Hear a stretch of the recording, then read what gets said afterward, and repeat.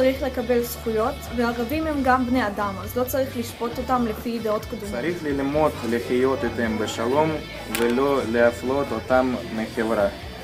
לקבל את הערבים בארצנו, כי הם חיים פה והם תמיד יהיו פה, וצריך להיות איתם בקשר טוב. תושבי ישראל הם אזרחי המדינה וצריך להגן עליהם ולתת להם זכויות כמו לשאר האזרחים.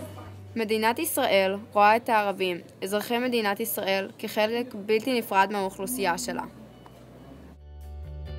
ולכן תבטיח להגן ולשמור עליהם מאפליות שנוצרו בעקבות האירועים שהתרחשו מקום המדינה.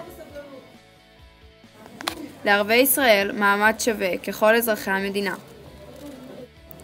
לכן זכויותיהם וחובותיהם תהיינה זהות לכלל אזרחי המדינה.